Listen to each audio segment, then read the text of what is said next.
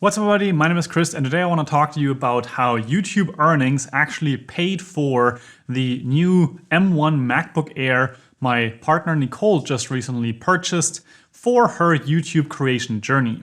Now, some of you might know my own YouTube journey with my income goals as well as my income reports over the last few years. And more specifically, the last year or year and a half in which I actually started earning money through YouTube with the advertisement on here. Now today, I want to specifically talk about the journey Nicole has undertaken with her YouTube journey and of course her pathway to monetization, and also how monetization now has given her the opportunity to reinvest into her business and get more or better gear and equipment to be able to even get more done and produce better, higher quality content for YouTube itself. In my opinion, this is one of the reasons why YouTube is ingenious, not just for someone who wants to do a full-time living, but also for someone who is just simply interested in this and wants to maybe do this as a hobby, but with the opportunity to actually also generate an income from it, even if you don't necessarily need to depend on it to actually make a living out of that, but you can simply subsidize your hobby, your creations, and so on and so forth. With this, I'm also including the unboxing that Nicole and I did with the M1 MacBook Air, because that was really stunning to see how it went from the grandpa of computers that she was using, the laptop, which was huge, and then going to the M1 MacBook Air. Personally, I will also include a couple of personal thoughts about the M1 MacBook Air and the M1 lineup at the end of this video. But first, let's jump into the pathway that actually led Nicole to now being able to afford a M1 MacBook Air from her YouTube earnings. And to do that, let's jump over to the screen and first of all, take a look at what she's actually doing on YouTube. Now here you can see her channel, and basically she is a yoga channel. That's also why the channel is called Yoga mit Nicole Ryer, which is basically translating it to Yoga with Nicole. And roughly over the last 1.5 years, with her starting in January 2020 to actually start uploading videos, she has now produced tons of videos on the topic of yoga, mainly also yoga classes that you can simply follow along with. Of course, there are also meditations and other videos in there as well. She has tons of challenges published as well as informative videos. There are even playlists that go over a complete month, so you can actually basically do a whole challenge of over 30 videos in a daily manner, and that's really powerful to have that available here on YouTube. Now, over the last 2 years, or almost 2 years, her channel has gathered about 400,000 views, as you can see here.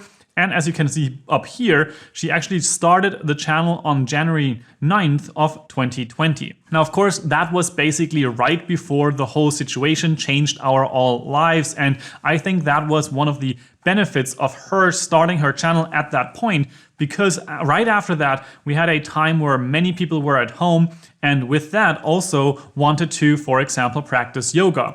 And that was maybe her pathway to actually growing more quickly than you might have grown if this whole situation would not have happened this way. However, when we look at the statistics, actually the growth wasn't all that crazy. You can see here we have the year 2020, and of course she started her channel around the 9th of January 2020, and then it took a long time to actually start making more views on a daily basis.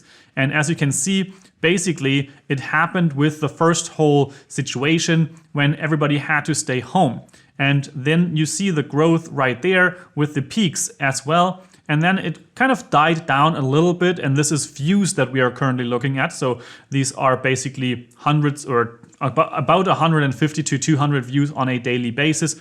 And then toward the end of the year, it started growing like crazy. And all of a sudden, she was doing 600 to 800 views on a daily basis, which was quite remarkable. Now, if you look at the subscriber growth, that's basically similar. You have a regular growth with a couple of people every day, but then it started growing quickly or more quickly toward the end of the year. Now, something really powerful in all of this is, of course, you need 4,000 watch hours and 1,000 subscribers to start being monetized. And that actually started to become really interesting toward the end of the year already, which we did not necessarily expect this way to go this quickly. Personally, my journey, for example, took about 3 years to actually reach that point of monetization. And if you want to learn more about that journey, I will link a video down in the description below. But for Nicole, she got her 4,000 watch hours in the first year, even more than that. And as you can see, 896 people already subscribed within the first 365 days. So she was really close to making that goal of 1,000 people, basically within the first year. Now let's go into January of this year so that we can take a look, January 2021. And right here was actually the point where she also got monetized. You can see in January by itself, so this is January 2021, Nicole basically made 629 subscribers and also 64,000 views with 6,400 watch hours. Basically saying that with this month alone, that would have been enough for monetization in terms of the watch hours, and the subscribers were almost enough just by this 1 month alone. I think that's a really important point to see here, because the growth on YouTube sometimes is not really linear. So it's not just you get 5 subscribers on a weekly basis or something like that and you go all the way to 1,000 with that. Sometimes you have spikes, and from those spikes, either those go up and then you have a new plateau there, or you go up and then it goes down again, but most of the time it doesn't go down as far as it went the first time. In this case here with Nicole, she had the experience that this was a really good month, and we don't really know why that necessarily is. Maybe it's because there's winter on the Western Hemisphere. Maybe it is because people were staying at home. Maybe it was the whole holidays season, but if you look at that, the holiday season actually wasn't all that crazy, and then it kind of started up in the middle of January. If you look at the subscribers, it's just a very consistent month overall. And then the really cool thing hit. Monetization started basically on the 9th or 10th, so exactly 365 days more or less after she started her channel. And then she started with about 4 euros in the first day and just went to 680 here toward the end of the month, and already earned more than the payout limit. So you have to actually earn a certain amount to actually get the money paid out. And she already earned that within her first month. Again, from my personal experience, this is pretty crazy. I had the first month and the second month bunched together. And from the third month forward, I was paid out every single month since I've been monetized here on YouTube. Now let's jump forward and just look at the whole last year. And that's of course 2021. And there you can see Nicole did 314,000 views. And if you remember, we have the 400,000 views here on her channel. So just imagining that about 314,000, it's like 80% of the views were basically generated within this last year, or not even last year. And then you have 34,000 watch hours, 3,200 subscribers. So it's almost exponential if you consider that the first year was just 1,000 or not even 1,000 subscribers. And then the earnings throughout the year have been fairly stable. And that, of course, is sometimes a little bit of a interesting subject. If you look at the views, that you have tons of views right there, and then it went down a little bit over here. And then if you look at the earnings, it's just very stable. And that's actually something that's really interesting when you look at the revenue chart here. And then you see we have a 3.65 RPM in euros, and that was relatively low at the beginning. And then it is kind of going up here. So right now she has an RPM of 5 euros per 1,000 views. And that of course is real views with monetized views and non-monetized views. And I think that the revenue through other means is also bunched up in there. And all of that money for her went to a special bank account so that she could upgrade her laptop, because she's using that for live streaming. She's doing it for live classes as well as video editing and those kind of things. And with the previous laptop, that was just not possible. However, before we jump into the unboxing and all, I also want to go down here and show you that she also is making transactional revenue, and of course also the revenue from premium views. Premium views, for example, is when someone is subscribed to YouTube Premium and they watch your videos. Of course, they don't see advertising. However, in exchange for not seeing advertising, they are paying a membership fee to YouTube Premium and can use either YouTube Music as well as advertising-free YouTube. And you can also download things and play them in the background on your iOS devices or Android devices. So that's really cool. So there, Nicole made 14 euros. And then transactional revenue, those would be super thanks as well as the memberships on the channel. And I think Nicole has a couple of members at this point who are members on the YouTube channel. And of course, Nicole and I also built another project, which is called the Niyama Academy. And this basically is a membership site that is off of YouTube so that you can become a member here and get special access to the yoga classes.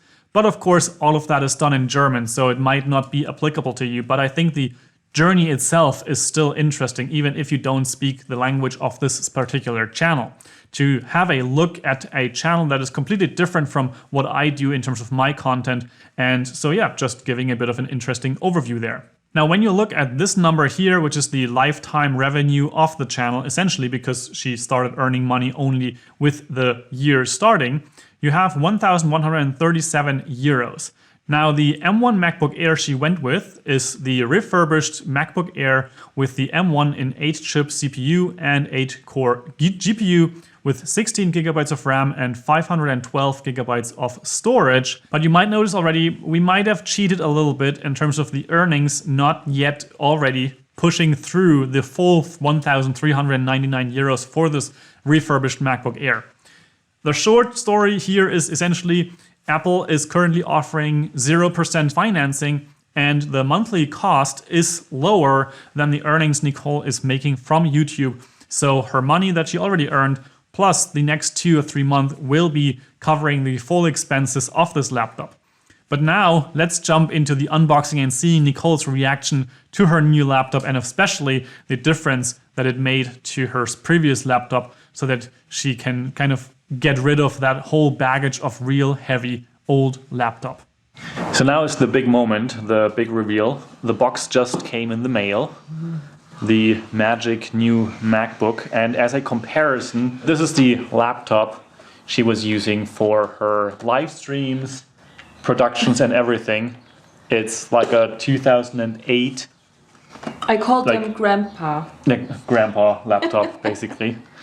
And video production was practically impossible on this machine, so she already was using the iPad Pro and using that for video editing and the whole YouTube journey, and that kind of kickstarted the whole process.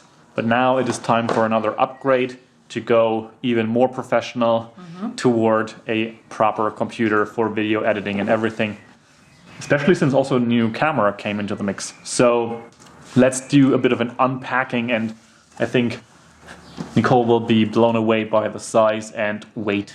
I'm so excited.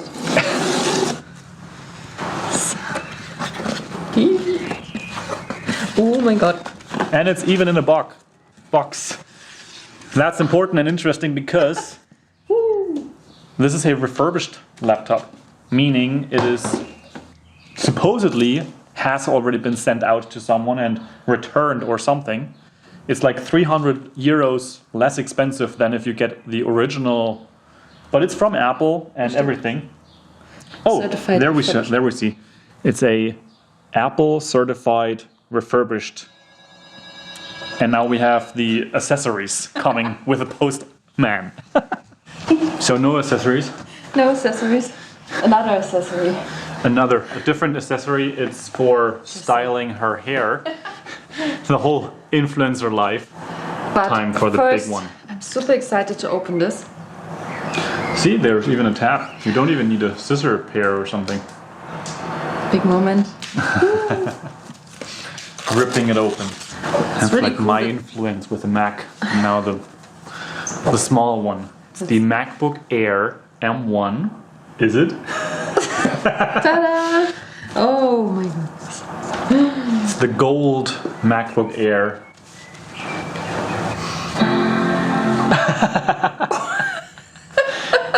It just immediately turns on. So let's take that. This is really exciting. You open it the first time and straight goes on. Yep, it just turns on automatically. English. I'm trying to get her to do all the devices in English, which makes it so that like you're more in that language scheme. No, there's no touch. It's kind of... I'm so used to touch screen. She already tried to touch buttons twice. But it's like, how does it feel in terms of like weight and size comparison? That's a whole new world. This is the size comparison. Yeah. This computer versus the MacBook Air M1. Can you put it on top of this? So like that's a huge difference, but I think the most important difference is probably when you look at it this way. That's crazy. And the weight is unbelievable. Mm-hmm. The difference there is pretty stark. And this is a comparison to the 2017 15-inch model. So that's the one that I have right here, hoping to at some point upgrade to the M1X or whatever. So you can see this is the MacBook Air versus MacBook Pro 15-inch. And with the 16-inch it should be pretty much the same because those are just in screen size bigger, not in terms of the chassis. So that's the comparison there, and in terms of height, that's what you gain. But now I think it's time to just do the installation of everything and setting it all up. Thank you, YouTube. Yeah.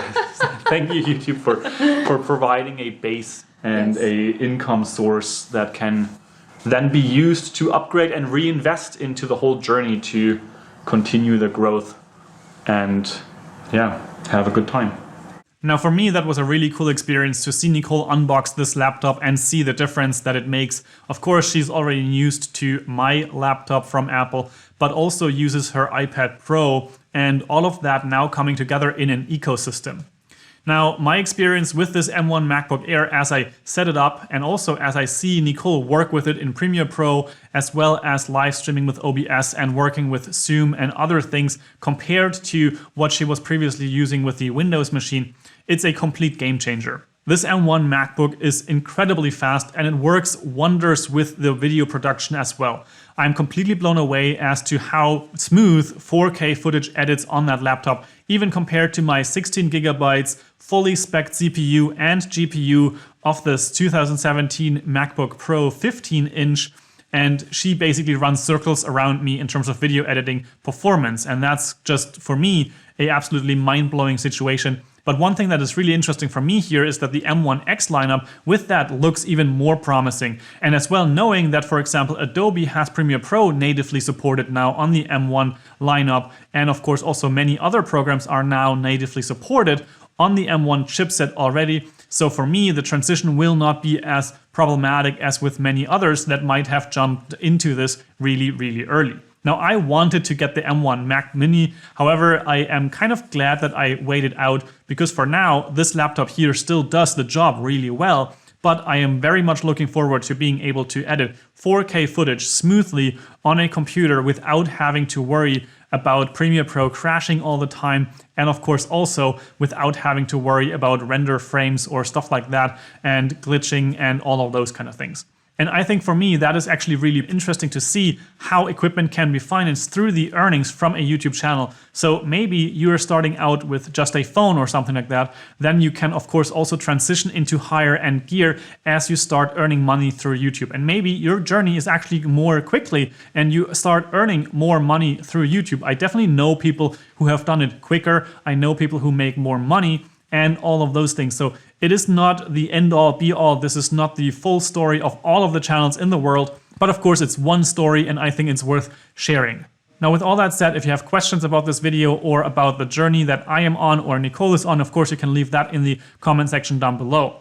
If you found this video interesting or helpful, I would appreciate a thumbs up. That's always appreciated. And with all that said, I hope you have an amazing day. Start your YouTube channel and I will see you in the next video. Ciao, ciao.